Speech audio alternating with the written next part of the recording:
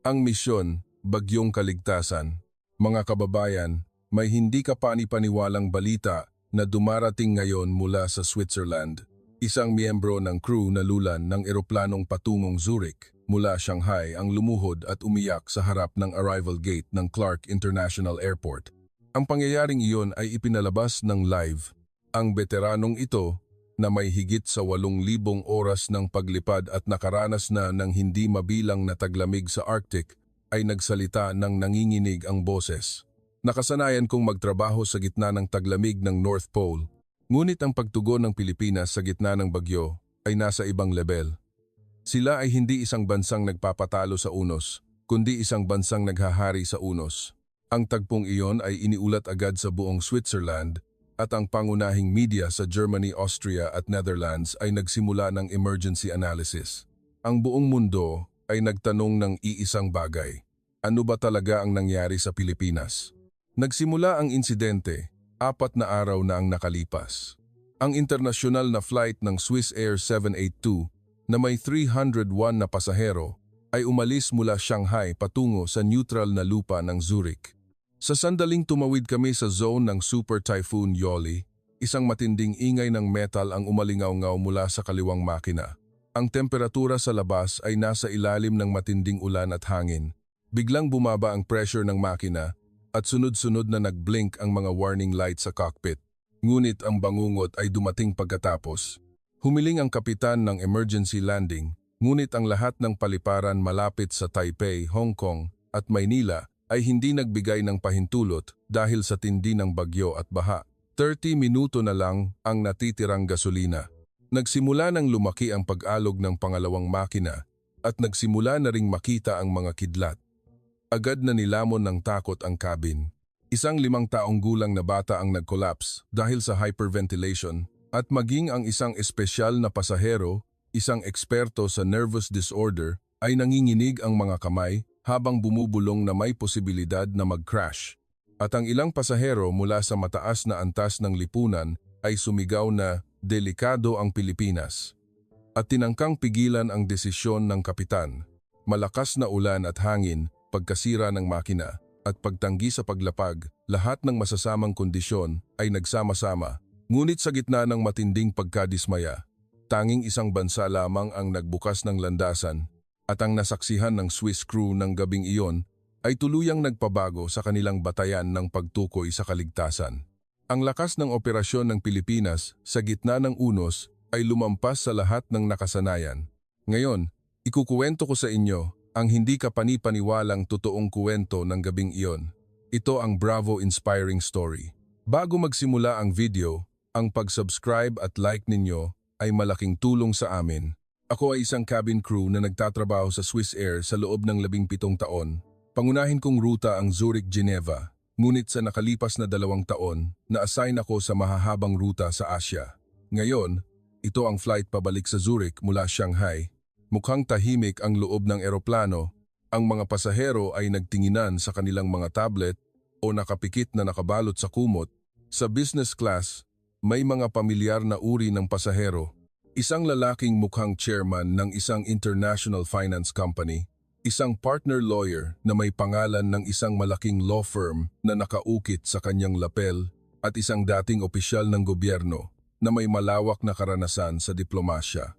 Palaging may ganitong mga espesyal na pasahero, taglay nila ang kakaibang pagkamayabang at kumpiyansa, ngunit may naramdaman akong nakatago sa likod ng kapayapaan na iyon. Isang banayad na pagyanig na nagmumula sa sahig ng eroplano. Isang pagalog na hindi mapapansin ng ordinaryong pasahero, ngunit ito ay isang malinaw na babala para sa akin na may 17 taong karanasan. Agad akong pumunta sa gitna, kinuha ang intercom at humiling ng kumpirmasyon sa cockpit. Narinig ko ang boses ng kapitan. Hindi stable ang output ng engine 1. Sinusuri ang frequency ng vibration. Maikli ngunit mabigat ang sinabing iyon, lalong nagpataas ng tensyon sa aking likod. Tumango ako ng mahinahon. Hindi ako dapat magpakita ng anumang emosyon sa mga pasahero. Ngunit sa aking isip, ang pinakamasamang senaryo ay nagaganap na. Isang makina ang tuluyang tumigil sa taas na 10,000 metro sa ilalim ng matinding bagyo. Ito ay hindi lamang isang simpleng aberya, Ito ay isang issue ng kaligtasan. Dahan-dahan akong naglakad sa pasilyo, sinuri ang kalagayan ng mga pasahero. Pagkatapos, narinig ko ang hindi magandang usapan mula sa likod ng business class. Sapat ba ang kagamitan ng paliparan sa Pilipinas? Tanong ng lalaking mukhang chairman sa mahinang boses. Sumagot ang abogado sa tabi niya. Hindi nila sinusuri ang level ng pagtugon, iba sa pamantayan ng Europa. Ang dating opisyal ng gobyerno ay sumali. Hindi ko alam kung sistematiko ba ang kanilang pamamaraan. Baka mahirapan sila kung biglaan tayong lalapag. Naramdaman ko ang kakaibang pagkadismaya habang nakikinig sa kanilang usapan. Hindi pa nila naiintindihan ang kalubhaan ng sitwasyon. Hindi nila nararamdaman kung gaano delikado ang pagkasira ng makina at kung gaano kabilis kami dapat magdesisyon. Sila ay naghuhusga sa Pilipinas batay lamang sa sarili nilang pamantayan. Sa sandaling iyon, ang mga ilaw sa cabin ay kumurap ng isang beses. Ilang pasahero ang tumingala at agad akong nagpakita ng masiglang ekspresyon upang pakalmahin sila. Ngunit sa aking tainga, umalingaw-ngaw ang pangalawang mensahe ng kapitan, Engine 2 warning light. Output bumaba ng 20%. Mabilis na tumibok ang aking puso. Tumingin ako sa direksyon ng cockpit, huminga ng malalim. Kami ay nasa bingit ng isang desisyon at nagpasya ang kapitan. Baguhin ang ruta patungong Clark. Maghanda para sa emergency landing. Nang marinig ang mga salitang iyon sa anunsyo sa cabin, ang hangin sa business class ay nagyelo agad. Pilipinas? Ang boses ng chairman ay puno ng pagdududa. Bakit hindi Singapore kundi Pilipinas? Agad na sumagot ang abogado. Ang dating diplomat ay nag-cruise ng braso at umiling. Hindi ba't masyadong malaki ang peligro nito? Nakita ko ang kanilang reaksyon at nasaksihan ko ang matandang ugali ng tao. Ang pagtatangi ay hindi madaling mawala kahit sa kritikal na sitwasyon. Kahit na nakataya ang kanilang buhay, inuna pa rin nilang hatulan na hindi sapat ang Pilipinas. Bumulong ako sa aking sarili. Ang kailangan ngayon ay hindi hatol, kundi pagpili. Ngunit lalong lumaki ang pagtutol. Ilang pasahero ang tumawag sa akin na may nag-aalalang mukha at ginawa ko ang lahat upang pakalmahin sila. Ngunit ang pagdududa sa business class ay kumalat sa buong cabin parang isa pang makina na nag-aberya. Narinig ko ang pangatlong mensahe ng kapitan. Mahirap panatilihin ang kasalukuyang altitude. Magsisimulang bumaba. Unti-unting tumagilid ang eroplano at mahigpit kong hinawakan ang handrail. At sa sandaling iyon, tinanong ko ang sarili ko sa unang pagkakataon, talaga bang ligtas sa Pilipinas? Ang pagdududa na iyon ay naging isang katanungan tungkol sa kaligtasan. Tiningnan ng kapitan ang emergency manual at sinabi ng may paninindigan, sa kasalukuyang sitwasyon, ang Clark ang pinakamalapit at may pinakamaikling oras ng paglapag. Pagkatapos ng mga salitang iyon, agad na nagkaroon ng pagtutol mula sa business class. Opisyal ba iyan na data? Tinawag ako ng chairman sa pamamagitan ng pagpindot sa bell. Lumapit ako ng mahinahon, ngunit malinaw ang pagkadismaya sa kanyang mukha. Sabihin mo sa kapitan, hindi ba't mas mataas ang kagamitan, laki at karanasan ng Incheon Airport o Changi Airport? Bakit pipiliin pa ang Pilipinas? Sumali ang abogado. Kahit sa istatistika, mas marami ang emergency landing na hinawakan ng mga paliparan sa Korea. Dapat tayong pumunta sa napatunayan na lugar. Ipinahatid ko ang kanilang mga salita sa cockpit. Nanahimik ang kapitan sandali at pagkatapos ay sumagot ng malinaw. Hindi tayo aabot sa Seoul o Singapore sa kasalukuyang output ng makina. Clark, ang tanging pagpipilian. Direkta kong ipinahatid ang mga salitang iyon, ngunit hindi tinanggap ng mga espesyal na pasahero. Kung gayon, paano kung bumalik tayo sa Shanghai?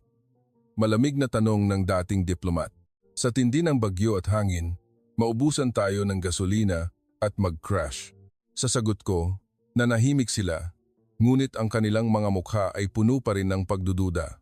Sa harap ng isang sitwasyon na ayaw nilang paniwalaan, patuloy silang naghahanap ng ibang posibilidad.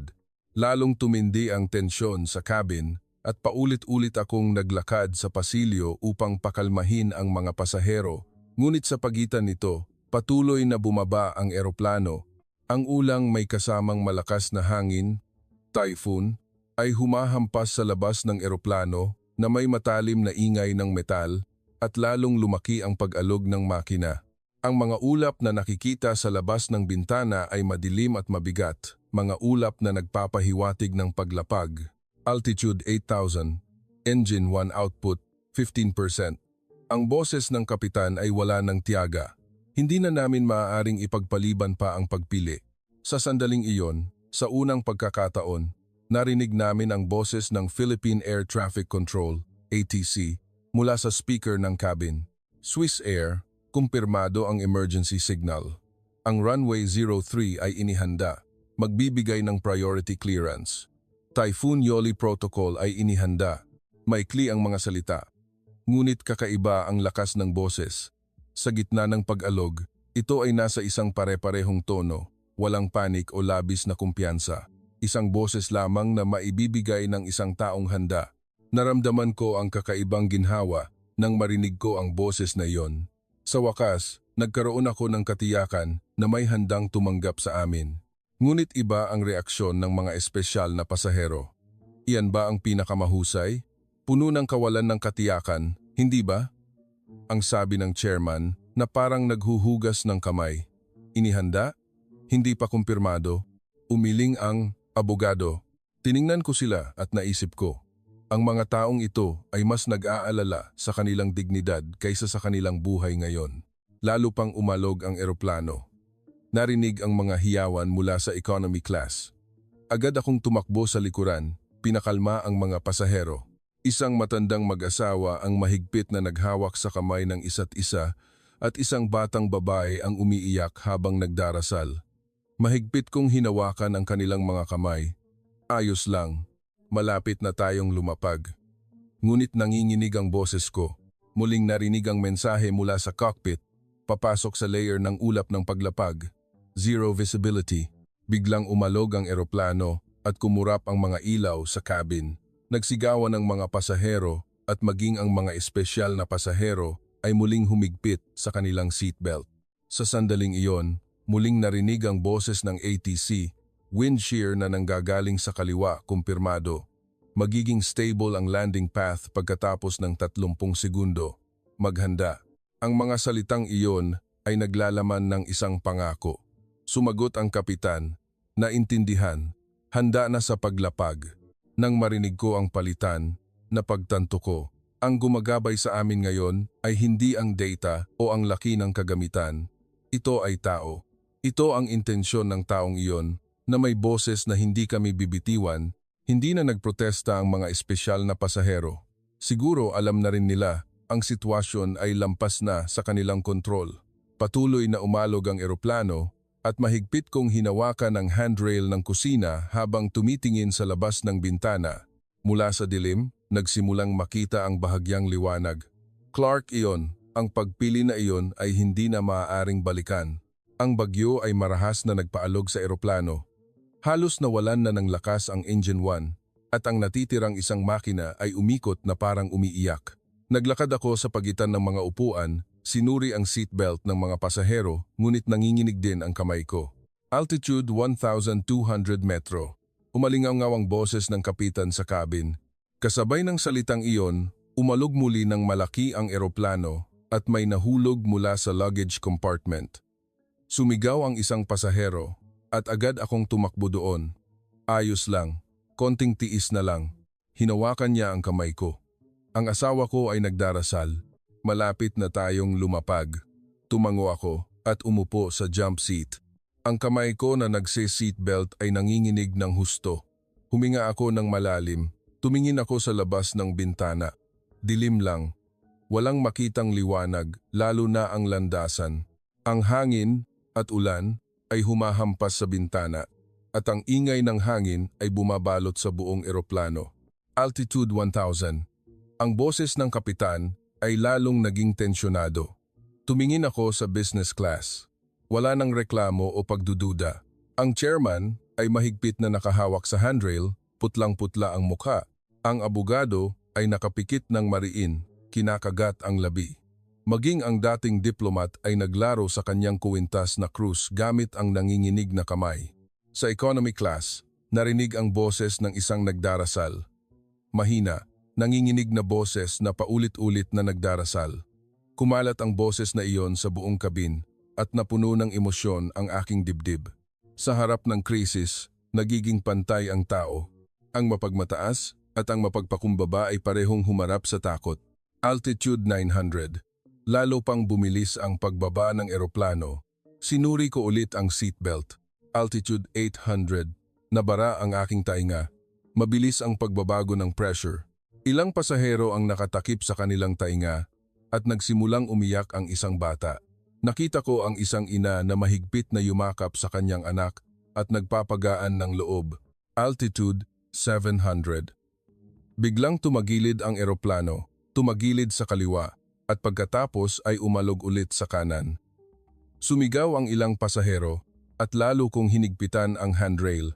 Sa sandaling iyon, narinig ang boses ng ATC. Kumpirmado ang wind angle na 12 degrees mula sa kaliwa. Landasan malapit sa 800 metro. Posibleng lumapag. 1 minuto lang, ngunit naramdaman kong sinusuportahan kami ng mga salitang iyon. Parang may hindi nakikitang kamay na umaalalay sa eroplano. Sumagot ang kapitan, papasok. Altitude 600. Napahinga ako ng malalim. Tumingin sa labas ng bintana, dilim pa rin. Altitude 400. Sa sandaling iyon, nagsimulang makita ang bahagyang liwanag, ang mga ilaw na gabay sa landasan. Ngunit ang mga ito ay natabunan ng matinding ulan at hangin. Kinagat ko ang aking labi. Altitude 400. Lalo pang lumala ang pag-alog ng eroplano. Ang kaliwang pakpak ay tinutulak ng hangin at narinig ko ang kapitan na nagmamadaling nagmaniobra. Wind speed 25 knots na may pag-atake. Gusts. Muling narinig ang boses ng ATC. Ang boses ay wala pa ring pag-aalinlangan. Isang tono na parang ganap na kontrolado ang sitwasyon. Altitude 300. Unti-unting lumalapit ang landasan. Naging malinaw ang liwanag, ngunit patuloy na umalog ang eroplano at parang sasabog ang aking puso. Narinig ang boses ng isang sumisinghot mula sa business class. Lumingon ako. Ang matigas na chairman pala. Nakatakip ang kanyang mukha sa 2 kamay at nanginginig ang kanyang balikat. Altitude 200. Nabasag ang boses ng kapitan. Sa sandaling iyon, alam kong kinakabahan din ang kapitan. Altitude 150. Huling malaking pagtagilid ang eroplano. Ang kanang pakpak ay tinulak ng hangin at sumigaw ang mga pasahero. Altitude 100. Mariin kong ipinikit ang aking mga mata. Masyado kong hinawakan ang handrail kaya namuti ang aking mga daliri. Umalog ang eroplano, lalo pang lumaki ang ingay ng hangin. At, boom! Tumama ang gulong sa landasan. Ngunit hindi pa tapos.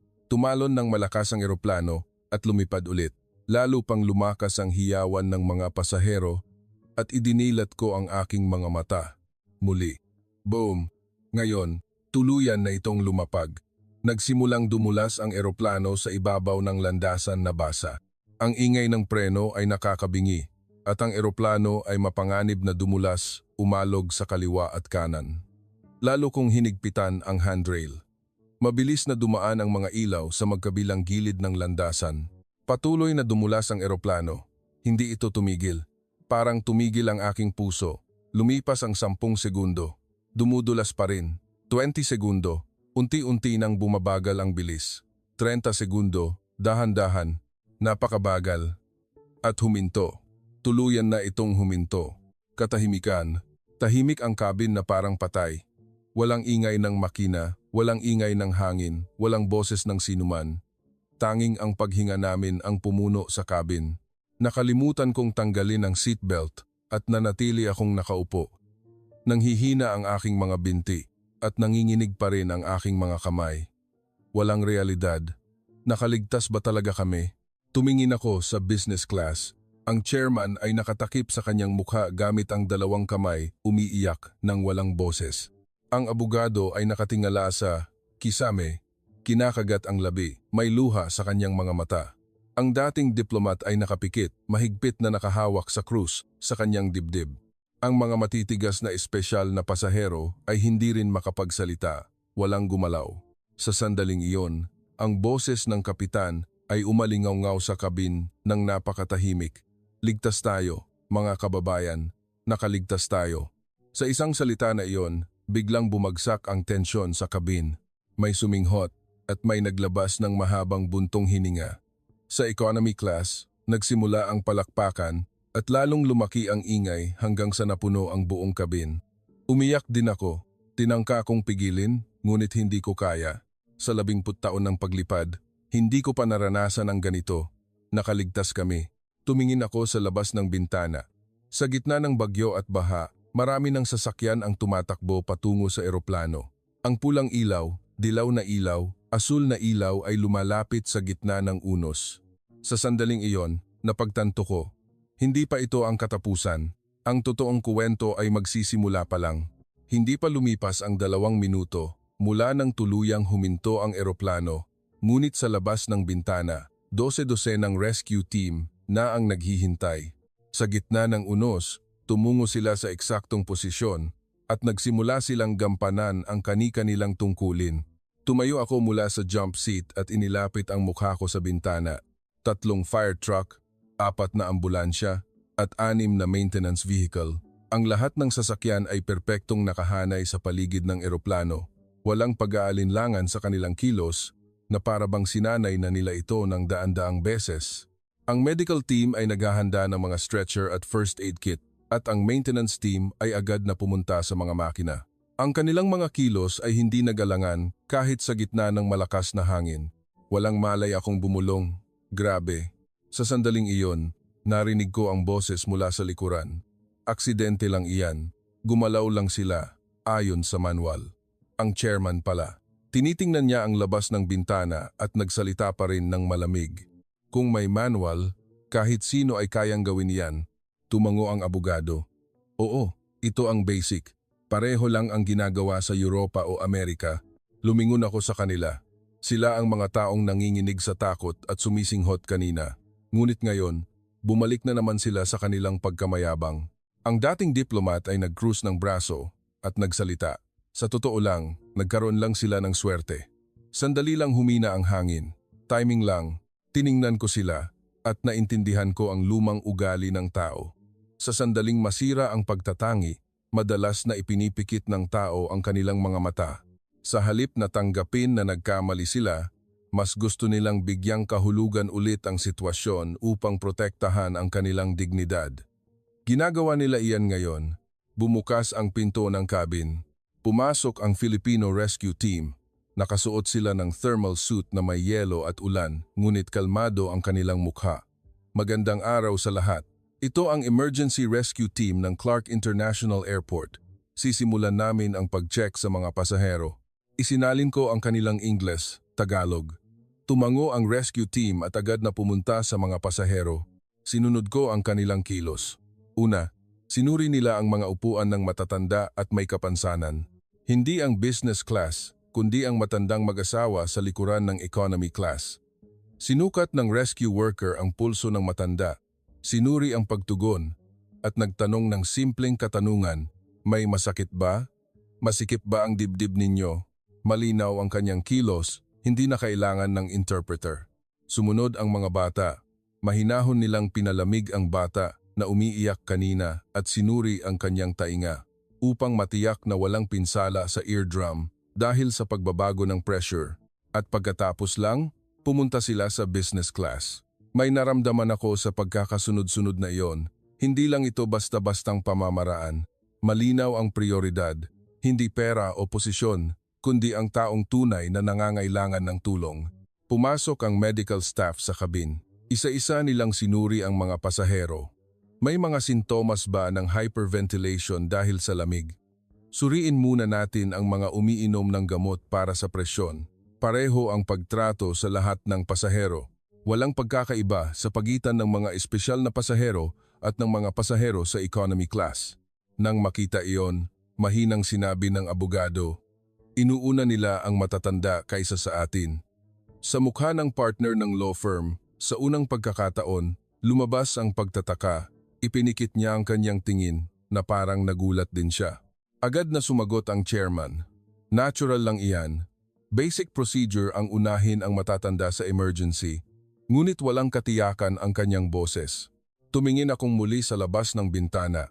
Ang maintenance team ay nagkukumpulan sa paligid ng makina. Isang mekaniko ang gumagamit ng flashlight upang tingnan ang loob ng makina at ang isa naman ay nagtatala ng isang bagay sa tablet. Lumabas ang kapitan mula sa cockpit at nagsimulang makipag-usap sa leader ng maintenance team. Lumapit ako sa kanila. Kumusta? Ipinakita ng leader ng maintenance team ang tablet at nagpaliwanag. May malubhang heat degradation sa turbine blade ng engine 1. Lumampas sa thermal limit at may 5 lamat. Cracks din kaming nakita dahil sa vibration. Tumigil siya sandali at idinagdag, isang himala na umabot pa sa landing. Kung lumipad tayo ng 10 minuto pa, tuluyan na sana itong tumigil. Kinilabutan ako, 10 minuto. Kung nagpilit kaming pumunta sa Singapore o Seoul, baka wala na kami ngayon. Namutla ang mukha ng kapitan, kaya ang desisyon na pumunta sa Clark ay ang desisyon na nagligtas ng buhay. Matigas ang salita ng leader ng maintenance team. Narinig ko ang usapang iyon at bumalik sa business class. Ang mga espesyal na pasahero ay nagbubulungan pa rin habang nakatingin sa labas ng bintana. Nagtanong sa akin ang chairman, ano ang pinag-uusapan ninyo doon? Nag-aalangan ako sandali at sumagot ako ng tapat. Halos tuluyan nang nasira ang makina, isang himala na nakaabot pa sa landing. Ganoon ba? Tumango siya nang walang pakialam. Ganoon din sa ibang bansa, hindi lang Pilipinas ang espesyal. Hindi ako sumagot sa salitang iyon. Ngunit sa aking puso, naisip ko, kung ganoon, bakit hindi ang ibang bansa, kundi ang lugar na ito ang nagligtas sa amin? Bakit ang Clark ang eksaktong sagot sa isang sitwasyon na wala kaming 10 minuto? Hindi ito aksidente, hindi patapos ang laban. Ang natitira na lang ay ang sandali kung kailan ang kanilang matandang pamantayan ay babangga sa realidad. Natapos ang pag-check sa pasahero at nagsimula ang medical staff sa masusing pagsusuri sa cabin. Mayroon silang thermometer at stethoscope sa kamay habang naglalakad sa pasilyo. Ngunit walang diskriminasyon sa kanilang kilos. Lumapit ang isang medical staff sa matandang mag-asawa sa economy class. Lolo, hindi ba kayo masikip sa dibdib? Umiling ang matanda. Ngunit kinuha ng medical staff ang stethoscope at sinuri ang tibok ng puso. At sinukat ang presyon, sinuri ang temperatura. Normal. Ngunit inirerekomenda namin na magpa-check up kayo ulit sa ospital. Ihahatid namin kayo mamaya. Tumanggi ang matanda sa pamamagitan ng pag-alog ng kamay. Ngunit sinabi ng medical staff ng may kagandahang loob ngunit matatag para sa kaligtasan. Huwag kayong mag-alala. Ang buntis. Isang babae na nakaupo sa gitna ng economy class. Malaki ang kanyang tiyan at maputla ang mukha. Ilang buwan na kayo? 7. Agad na lumuhod ang medical staff at kinuha ang pulso ng buntis. Sininyasan niya ang kanyang kasamahan pagkatapos niyang suriin ang pulso. Paki-measure ang oxygen saturation, nagdala ang isa pang medical staff ng kagamitan at ikinabit ang clip sa daliri ng buntis. Sinuri nila ang numero at nagtinginan. Normal range, ngunit kailangan ng transportasyon sa ospital upang suriin ang tibok ng puso ng bata. Umiiyak na nagtanong ang buntis. Ayos lang ba ang bata? Stable po ngayon. Ngunit kailangan ng tiyak na kumpirmasyon. Maghahanda kami ng ambulansya agad. Maigpit na hinawakan ng medical staff ang kanyang kamay at nagbigay ng katiyakan. Naramdaman ko ang emosyon sa dibdib ko nang makita ko ang tagpong iyon. Hindi nila inuna ang pagkakasunod-sunod. Inuna nila ang taong nangangailangan ng tulong, ang taong may posibleng peligro. Lumapit ang medical staff sa chairman ng finance company at magalang na nagtanong, "May masakit ba kayo?" Umiling ang chairman. Ngunit hindi lang dumaan ang medical staff. "Susukatin ko po ang presyon ninyo." Hindi kailangan.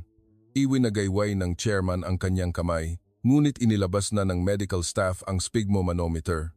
Para sa safety check. Sandali lang po. Walang nagawa ang chairman kundi iabot ang kanyang braso at mabilis na sinukat ng medical staff ang presyon. Normal. Ngunit mataas yata ang stress level. Uminom kayo ng tubig. Nag-abot ng isang bote ng tubig ang medical staff at lumipat sa susunod na pasahero. Tiningnan ko ang ekspresyon ng chairman. Isang kakaibang damdamin ang dumaan sa kanyang mukha, pagkahiya o pagtataka. Mahinang sinabi ng abogado, Inuna talaga nila ang matatanda at buntis. Ang kanyang boses ay hindi batikos, kundi pagtataka. Ang dating diplomat ay bumulong habang nakatingin sa labas ng bintana. Hindi iyan manual, iyan ay kakaibang bagay. Ano? Tanong ng chairman. Hindi sumagot ang dating diplomat. Ngunit ang kanyang mukha ay mukha ng isang taong nagsisimula nang tanggapin ang isang bagay. Sa sandaling iyon, pumasok sa cabin ang leader ng maintenance team kasunod ng kapitan. Lumapit siya sa akin na may tablet sa kamay. Crew, maaari ko po bang ipaliwanag ng kaunti ang kalagayan ng makina? Opo, siyempre. Ipinakita ng leader ng maintenance team ang screen ng tablet. May maraming larawan at graph ng loob ng makina. Tingnan ninyo, may 5 lamat sa turbine blade. Dito at sa bahaging ito. Ipinakita niya isa-isa gamit ang kanyang daliri. Teknolohikal ang mga salita, ngunit dahan-dahan niya itong ipinaliwanag upang maintindihan ko. Ang bilis ng pagkasira dahil sa init ay mas mabilis kaysa sa inaasahan. Sa taas na 10,000 metro sa ilalim ng bagyo at 50 degrees Celsius kasabay ng vibration, mabilis na tumaas ang pagkapagod ng metal. Kung lumipad tayo ng 15 minuto pa, may posibilidad na pumutok ang blade at ang buong makina. Parang huminto ang aking paghinga. Pumutok. Ang salitang iyon ay umalingaw-ngaw sa aking isip. Ang leader ng maintenance team ay nagsalita ng seryoso. Ang desisyon ng kapitan, ang mabilis na pagtugon ng ATC team at ang bilis ng paglapag sa landasan. Ang tatlong ito ay eksaktong nagtugma.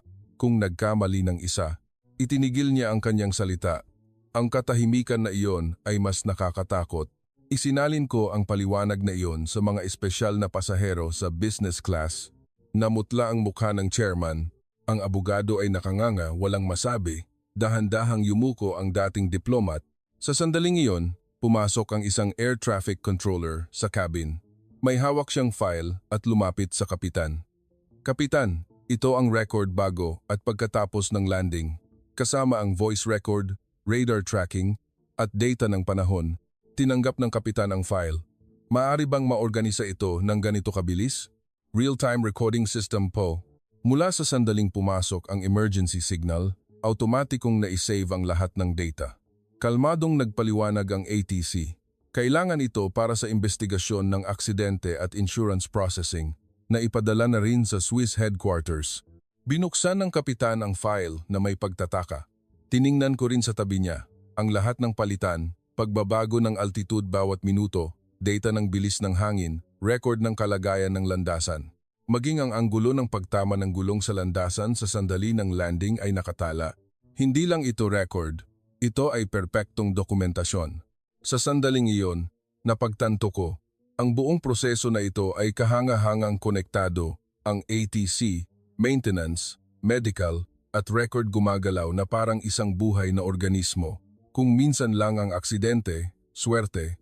Kung 2 beses ang aksidente, malaking swerte. Ngunit kung paulit-ulit ang aksidente, iyan ay kakayahan. Lumingon ako sa business class. Ang mga espesyal na pasahero ay hindi na nagsasalita. Ang chairman ay nakakrus ang braso at nakatingin sa labas ng bintana. Ang abogado ay nakahawak sa kanyang ulo. Ang dating diplomat ay nakapikit at huminga ng malalim. Tumagal ang katahimikan. Ang katahimikan ay palaging naglalaman ng parehong mensahe. Nag-aalinlangan ako. Ang kanilang matandang pamantayan ay dahan-dahang nagkalamat. Hindi pa ito bumabagsak, ngunit may mga butas na. Habang tinitingnan ko ang mga butas na iyon, naisip ko, hindi babagsak ang pagtatangi sa isang iglap. Dahan-dahan, unti-unti itong nagkalamat. At sa isang sandali bigla itong babagsak. At naramdaman kong malapit na ang sandaling iyon. Natapos ng medical staff ang huling pag-check-up. Natapos na rin ng maintenance team ang pagsisil ng makina. Nagkamayan ang ATC at ang kapitan at umalis sa cabin. Lahat ay tumpak, lahat ay handa at hindi na ito maitatanggi ng mga espesyal na pasahero. Kabanata Akes, ang turning point, isang salita na nagpabago sa puso. Nang matapos ng rescue team ang huling pag-check sa pasahero, halos kalahati na ang laman ng cabin at ang mga matatanda at buntis ay nauna nang dinala ng ambulansya. Ang malamig na hangin ay dumadaloy sa pagitan ng mga bakanteng upuan at ang mga ilaw sa kisame lang ang bahagyang nagpapaliwanag sa pasilyo. Tumayo ako malapit sa exit, tinutulungan ang huling mga pasahero na bumaba. Sa sandaling iyon, dahan-dahang tumayo ang dating diplomat mula sa kanyang upuan. Isinuot niya ang kanyang overcoat at tumingin sa paligid. Parang may sinusuri. Hindi. Eksakto. Parang may ayaw siyang makalimutan. Dahan-dahan siyang naglakad sa pasilyo ng business class at bigla siyang tumigil sa harap ng exit. Isang rescue worker ang gumagawa ng huling inspeksyon. Siya ay isang lalaki na mukhang nasa kalagitnaan ng 40s. Ang kanyang mukha ay may pamumula dahil sa ulan at lamig at may mga piraso ng yelo sa kanyang uniforme. Basa ang kanyang guwantes at ang puting usok ay lumalabas sa kanyang hininga. Sinuri niya ang ilalim ng upuan, binuksan ang luggage compartment at ininspeksyon maging ang pinto ng banyo, isa-isa. Walang naiwang pasahero, walang nahulog na mapanganib na bagay, walang nakalimutan. Ang kanyang kilos ay mukhang pagod, ngunit wala itong pag-aalinlangan. Tahimik na tinitigan ng dating diplomat ang tagpong iyon. 5 segundo, 10 segundo, 20 segundo, tumagal ang sandali.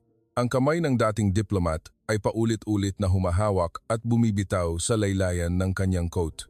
Kinilos niya ang kanyang labi na parang may gustong sabihin ngunit hindi makalabas ang mga salita. Nakita ko ang tagpong iyon at naramdaman ko. Nagbabagsakan na ang taong iyon. Ang matagal nang naitayo niyang paniniwala, pamantayan at pagtatangi ay unti-unting nagbagsakan. Natapos ng rescue worker ang huling pag-check sa upuan at tumayo. May inilagay siyang checkmark sa tablet at naglakad patungo sa amin. Nagbukas ng bibig ang dating diplomat. Pasensya na, nanginginig ang kanyang boses. Nagulat siya sa sarili niya kaya tumigil siya sandali. Lumingon ang rescue worker. Opo, ano po iyon? Nag-alinlangan muli ang dating diplomat. Ang kanyang tingin ay bumalik-balik sa sahig at sa rescue worker. Parang may pinagdedesisyunan, parang nagpapalakas ng loob, dahan-dahan siyang tumingala. Hindi ba kami naging pabigat sa inyo? Ang tanong na iyon ay puno ng iba't ibang damdamin. Paghingi ng tawad, kahihiyan, pagsisisi, at pagdududa na hindi pa lubusang nawawala. Alam ko ang bigat ng tanong na iyon, inaamin ng taong iyon ang kanyang pagkamayabang. Ang sarili niyang nagduda sa Pilipinas 2 oras na ang nakalipas, ang sarili niyang hindi naniwala sa ATC, ang sarili niyang hindi makawala sa pagtatangi kahit sa takot. Tinitigan ng rescue worker ang dating diplomat sandali. Mga 3 segundo ng katahimikan, ngunit mabigat ang sandaling iyon. At sinabi niya, ang pagprotekta sa tao ay hindi pasanin, ito ay tungkulin. Walang pag-aalinlangan, walang kalituhan o konsolasyon. Isang boses na nagsasabi lamang ng katotohanan, isang bagay na natural. Ang maikling pangungusap na iyon ay umalingaw-ngaw sa kabin. Tuluyang nagbagsakan ang ekspresyon ng dating diplomat. Nanginginig ang kanyang labi at biglang namula ang gilid ng kanyang mata. Ang kanyang panga ay kumilos na parang may kalamnan at tumalikod siya upang itago ang kanyang emosyon, ngunit huli na ang lahat. Isang patak ng luha ang dumaloy sa kanyang pisngi. Nang makita ko ang tagpong iyon, kinilabutan ako. Naalala ko ang boses ng ATC na una naming narinig sa himpapawid. Kumpirmado ang emergency signal. Gumagana ang landasan. Magbibigay ng priority clearance. Ang malakas at matatag na boses na iyon at ang salita ng rescue worker ngayon, ang dalawang pangungusap ay nagmula sa iisang ugat. Ang lakas na taglay nila ay hindi kagamitan, hindi ang pinakabagong teknolohiya o malaking pasilidad. Ito ay pilosopiya. Ang pilosopiya tungkol sa tao, ang paninindigan sa buhay, at ang pagkakapare-pareho sa pagsasagawa nito. Ang pamantayan na matagal nang naitayo ng mga taong nakaupo sa espesyal na upuan pera, laki, reputasyon, na patunayang tatak. Ang lahat ng pamantayan na iyon ay naging walang silbi sa harap ng isang pangungusap na ito. Nanahimik ang dating diplomat sandali. Hindi niya sinubukang itago ang kanyang luha. Tumayo lang siya. At dahan-dahan, napakadahan-dahan, yumuko siya sa rescue worker. Yumuko siya ng 90 degrees. Maraming salamat po. Ang mga salitang iyon ay taos puso. Ang kanyang boses ay basag at nanginginig, ngunit mayroon itong hindi pa kailanman nadamang sinseridad. Ang rescue worker ay tumango lang nang walang pakialam, na parang ginawa lang niya ang isang bagay na natural. Muli niyang sinuri ang tablet at nagpatuloy sa inspeksyon. Ang dating diplomat ay nanatiling nakatayo ng ilang segundo, hindi makatingala, at dahan-dahan siyang tumayo at lumabas sa cabin. Tiningnan ko ang kanyang likod. Iba na siya sa pagpasok niya, 2 oras na ang nakalipas. Nawala ang pagkamayabang at may bigat sa kanyang balikat. Hindi pagpapakumbaba kundi pag-unawa.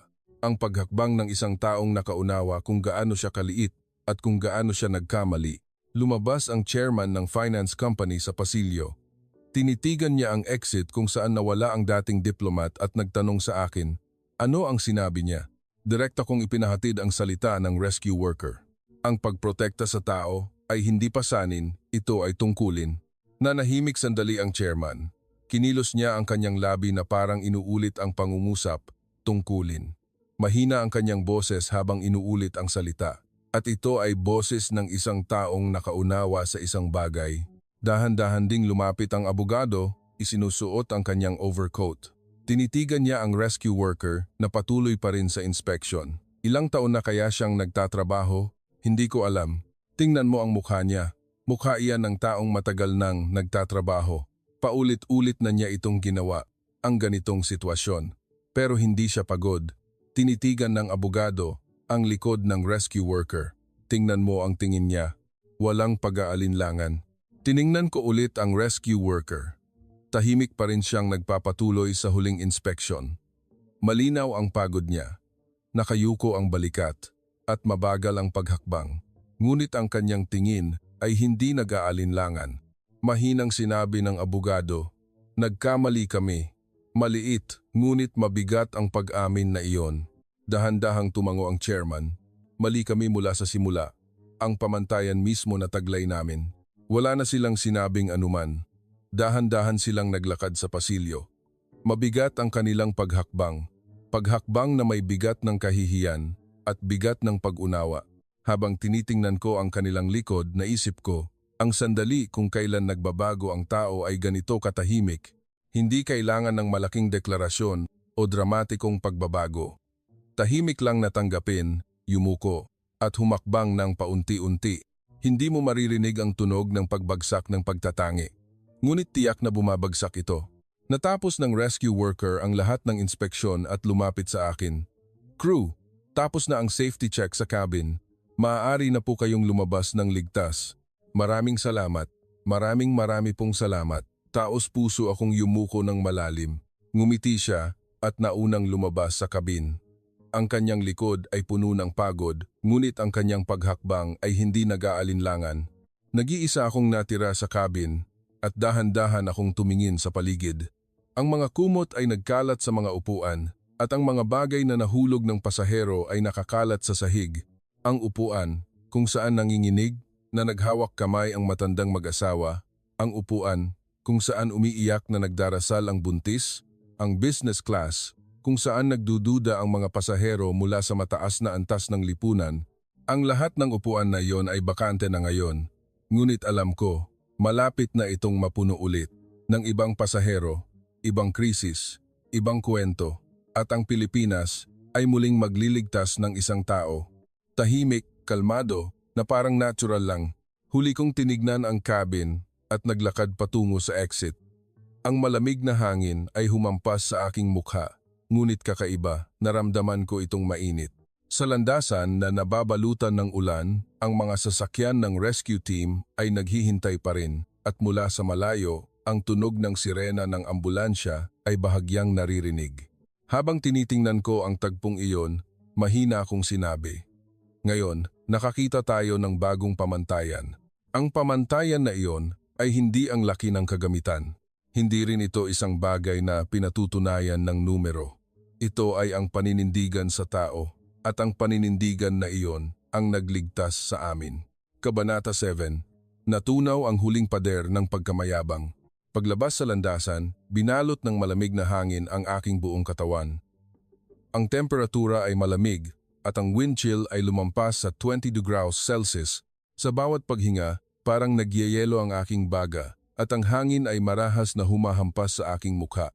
Tinaas ko ang kwelyo ng aking coat at tumingin sa paligid. Ang mga sasakyan ng rescue team ay naghihintay pa rin, ngunit hindi sila nasa loob ng sasakyan. Sila ay nasa labas, sinusuri ang mga gulong, nag-iinspeksyon ng kagamitan at naguulat sa isa't isa. Dalawang mekaniko ang nakaluhod sa ilalim ng makina at nagtatrabaho. Ang kanilang mga guwantes ay basa na at ang kanilang mukha ay namumula dahil sa lamig at hangin. Ngunit hindi sila tumigil. Ang medical team ay nag-oorganisa ng mga stretcher sa tabi ng ambulansya at ang fire team ay nagtatayo ng safety light sa paligid ng eroplano. Isa-isa, bumaba ang mga pasahero sa landasan. Tumigil ang chairman ng finance company habang bumababa sa hagdan. Tinitingnan niya ang rescue team na nagtatrabaho sa unos. Tumigil din ang abogado sa tabi niya. Ang dating diplomat ay ang huling bumaba. Dahan-dahan niyang tinignan ang landasan sa dulo ng hagdan. Lahat sila ay walang imik. Sa sandaling iyon, tumayo ang isang mekaniko mula sa ilalim ng makina. Inalis niya ang kanyang guwantes at sinubukang painitin ang kanyang kamay sa hininga niya, ngunit dahil sa matinding lamig, agad niya itong isinuot ulit. May sininyasan siya sa kanyang kasamahan at muling lumuhod ang dalawa at nagpatuloy sa trabaho. Mahinang bumulong ang chairman. Gaano kaya kalamig ang nararamdaman nila? Sumagot ang abogado. Hindi na siguro gumagalaw ng maayos ang kamay nila. Ang dating diplomat ay walang sinasabi. Tinitigan lang sila. Ang kanyang tingin ay lumipat mula sa mekaniko patungo sa medical team at pagkatapos ay sa fire team. At sinabi niya, "Naalala ba ninyo ang sandaling iyon?" Lumingon ang chairman. "Ano?" ang sinabi ng ATC. Magbibigay ng priority clearance, nanginginig ang boses ng dating diplomat. Noong una, naisip kong hindi sigurado iyon. Inihanda, hindi kumpirmado. Malabong salita, sabi ko. Ipinikit niya ang kanyang mga mata. Ngunit ngayon, tinitingnan ko, hindi ito malabo. Iyon ay isang napaka-eksaktong pangako. Ito ang sandali kung kailan natupad ang pangako.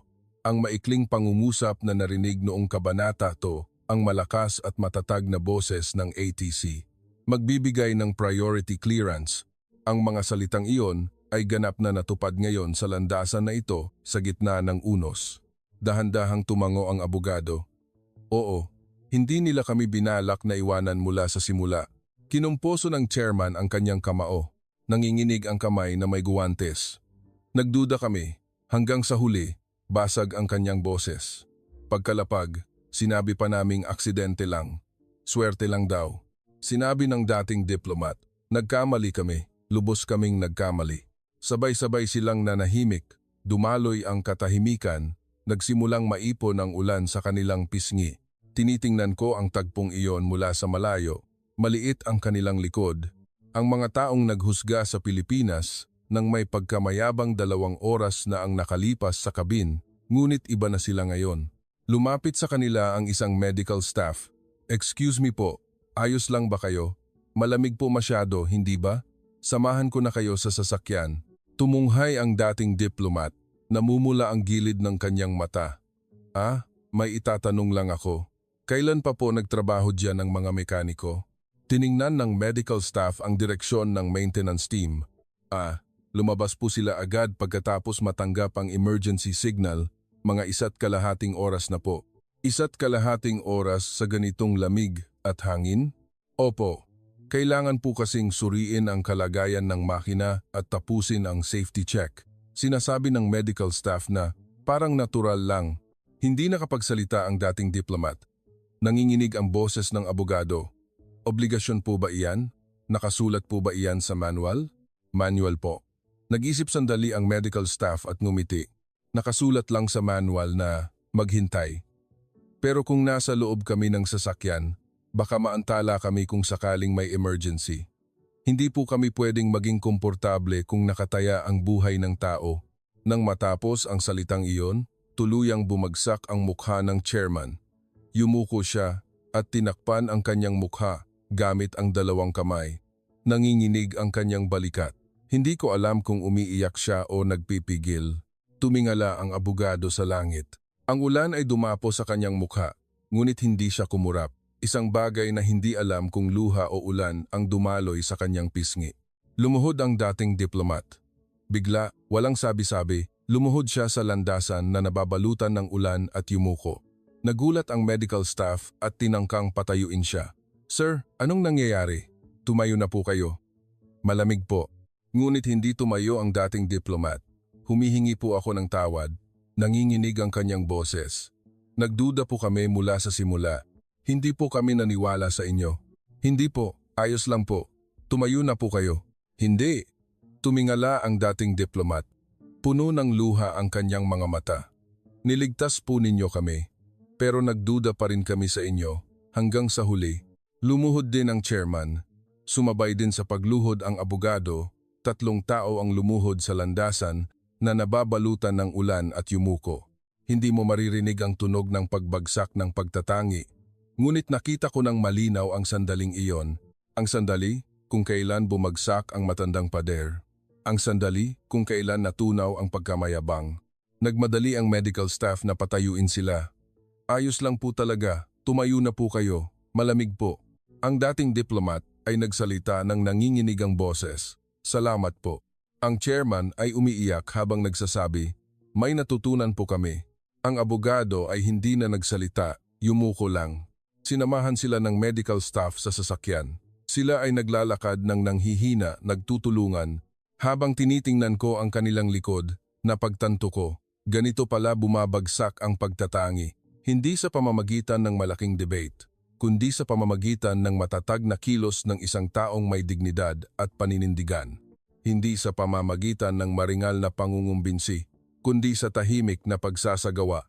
Hindi sa salita, kundi sa paninindigan. Muli akong tumingin sa paligid ng landasan. Ang mga mekaniko ay nagtatrabaho pa rin sa ilalim ng makina. Ang medical team ay nagsusuri ng huling pasahero at ang fire team ay malapit nang matapos ang safety check. Walang humihingi ng papuri. Walang naghihintay ng pasasalamat. Ginagawa lang nila ang kanilang trabaho. At hindi ko namalayan, iba na ang pakiramdam ng hangin sa landasan sa gitna ng unos. Malamig, ngunit mainit. Humahampas ang malamig na hangin, ngunit mainit ang aking puso. Alam ko ang katumpakan na naranasan ko nang hindi mabilang sa Switzerland. Ang katumpakan ng oras, ang katumpakan ng tren, ang perpektong sistema, ang matatag na pamamaraan. Ngunit iba ang nakita ko ngayon. Katumpakan sa tao, katumpakan sa buhay, hindi sa numero. Katumpakan sa paninindigan, hindi sa pag-asa. Ang katumpakan na iyon ang nagligtas sa amin. Dahan-dahan akong naglakad sa landasan na nababalutan ng ulan at naisip ko, mula ngayon, magbabago ako.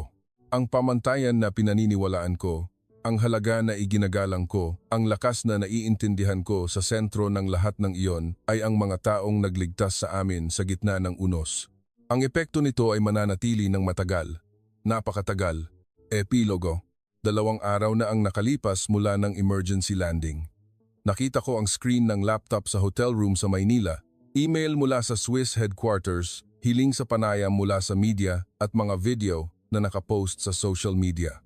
Sa una, inakala kong simpleng balita lang ng aksidente. Ngunit lubos na naiiba ang sitwasyon. Ang larawan ng aming eroplano ay nasa front page ng pangunahing Swiss Daily. Milagro ng emergency landing sa Clark International Airport sa gitna ng unos. Ang subtitle ay, 2 makina ang may abiso, nyelo at binaha ang landasan. Ang pinakakomplikadong kondisyon, ang pinakaperpektong pagtugon. Ang French Aviation Magazine ay mas detalyado, bagyo, pagkasira ng makina, at malakas na hangin. Isang level ng kahirapan na hindi kayang garantiya ng anumang paliparan sa Europa, ngunit nagawa ng Pilipinas.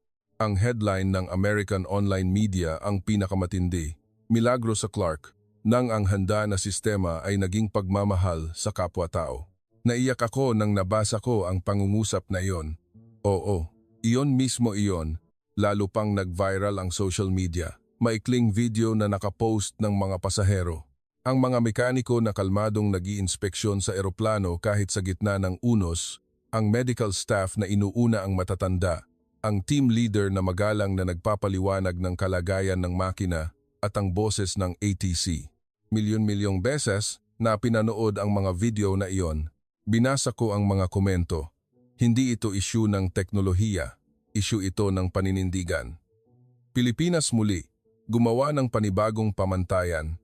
1.5 oras na naghintay sa labas sa gitna ng unos.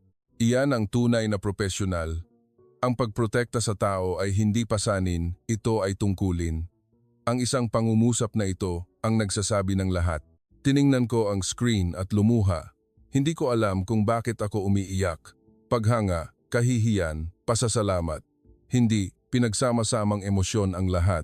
Sa 17 taon ng pagiging crew, hindi mabilang na paliparan na ang ginamit ko. Zurich, London, New York, Tokyo. Lahat sila ay magagandang paliparan. Perpekto ang sistema at pinakabago ang kagamitan. Ngunit iba ang nakita ko sa Clark. Ito ay isang bagay na lampas sa sistema. May kumatok. Mario. Boses iyon ng kapitan. Pinunasan ko ang luha ko at binuksan ang pinto. Mario, may tawag mula sa headquarters. Kailangan nating magsumite ng formal na ulat at tanggapin ang kahilingan sa panayam. Umupo ang kapitan sa silya at nagbuntong hininga. At ibibigay sa atin ng Philippine side ang kanilang buong disaster response manual para sa layunin ng edukasyon. Tumigil ako sandali. Manual? Oh, Emergency Response Procedure, Typhoon Countermeasure System, at ang istruktura ng deployment ng tao lahat iyon. Nagbuntong hininga ang kapitan. Sa totoo lang, nahihiya ako. Nagduda tayo sa kanila, pero nagpadala sila ng datos ng taos puso. Tumango ako. Kapitan, kailangan nating matuto. Seryoso kung sinabi. Ang manual ng tugon ng paliparan na ito ay dapat ipasok sa kurikulum ng edukasyon ng headquarters. Hindi. Dapat itong pag-aralan ng buong airline sa Europa. Tinitigan ako ng kapitan at dahan-dahan siyang tumango. Oo, tama ka. Iyan ang pinakamahusay na paggalang na maibibigay ko. Nang gabing iyon, muli akong bumisita sa Clark International Airport. Gusto ko itong makita ulit bago ako sumakay sa eroplano pabalik. Ang terminal ay masikip pa rin. Maraming tao ang naglalakad, may mga anunsyo, at ang mga ilaw ng duty-free shop ay nagniningning. Tiningnan ko ang landasan sa likod ng malaking bintana. Ang landasan na nilapagan namin 2 araw na ang nakalipas. Ang lugar na binaha at hinalo ng bagyo ay tahimik. Ngunit alam ko, sa likod niyan, may naghihintay pa rin. Para sa susunod na emergency, para sa susunod na buhay. May boses akong narinig mula sa likuran.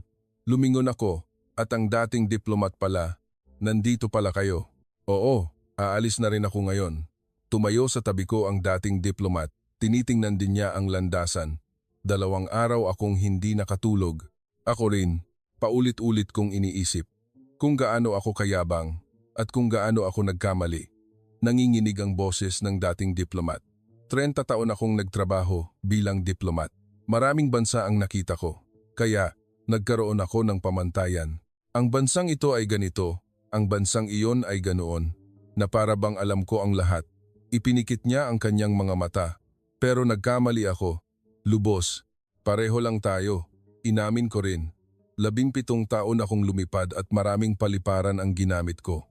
Kaya, nagkaroon ako ng sarili kong ranking, Grade 1, Grade 2, Grade 3.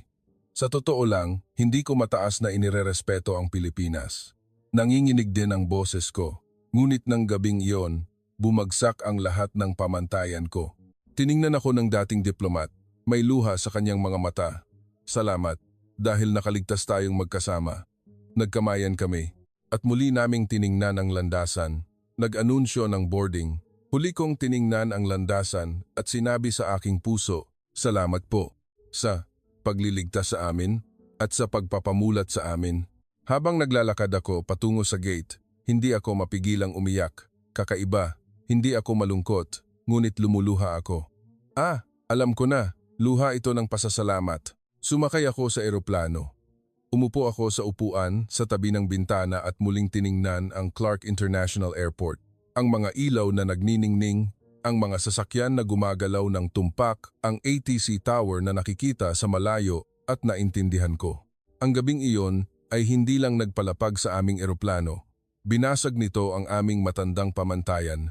Tinunaw nito ang pagtatangi, sinira ang pagkamayabang at binuksan ang aming mga mata sa isang bagong pananaw. Umalis ang eroplano. Unti-unting lumiliit ang liwanag ng Clark sa labas ng bintana, ngunit sa aking puso, lalo itong lumalaki. Ang liwanag na iyon, ang init na iyon, ang pilosopiya na iyon, isinulat ko sa aking notebook, Disyembre 2025. Natutunan ko sa Clark na ang tunay na lakas ay hindi nagmumula sa laki, kundi sa paninindigan.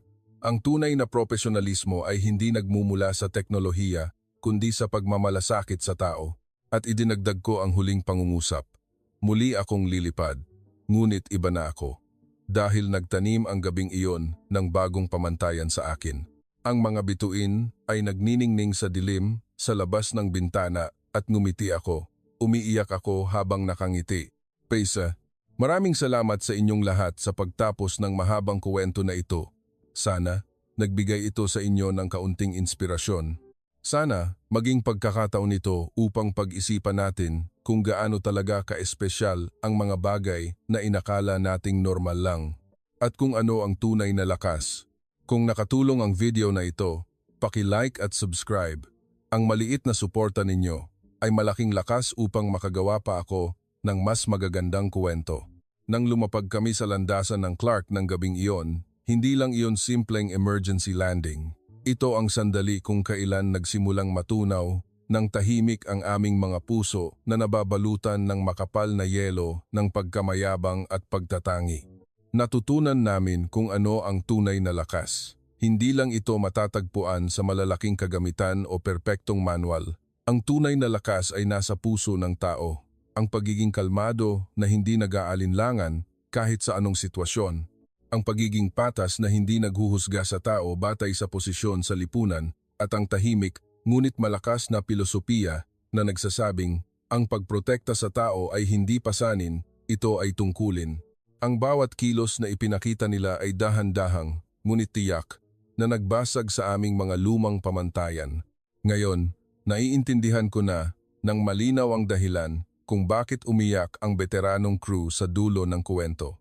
Hindi lang iyon luha ng ginhawa dahil nakawala sa takot. Luha iyon ng malalim na emosyon ng isang taong nakaranas ng kahihiyan sa sarili niyang kamalian at ng isang humanismo na lumampas sa inaasahan. Ang kahulugan ng salitang bansang naghahari sa unos ay naiintindihan ko na ngayon.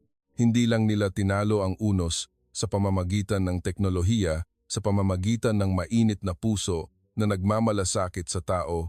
Kahit sa pinakamalupit na kapaligiran, sila ay naghari sa sitwasyon at maging sa puso ng tao. Ang aking mga flight bilang crew ay magpapatuloy, ngunit ang aking kompas ay nagturo ng bagong direksyon ng gabing iyon. Ano ang talagang mahalaga, ano ang dapat igalang, at ano ang dapat protektahan? Ang sagot ay itinuro sa akin ng mga taong nagtatrabaho sa landasan ng Clark. Sa isang lugar sa malawak na mundong ito, ang aming pang-araw-araw na buhay ay sinusuportahan ng tahimik na lakas ng isang taong walang pangalan. Ang hindi pagkalimot sa pagkilala at pagpapasalamat sa kanila. Iyan siguro ang pinakamahalagang aral na matututunan natin sa kuwentong ito. Sana, ang kuwentong ito ay naghatid ng init na parang maliit na ilaw sa inyong puso. Ang kuwento ngayon ay tapos na. Kung umalingaw-ngaw ang kuwentong ito sa inyong puso, pakiusap. Ibahagi ang inyong boses sa pamamagitan ng like at komento. At ang subscription ay ang inyong imbitasyon sa susunod na kwento. Taos puso po kaming naghihintay sa inyong muling pagbisita.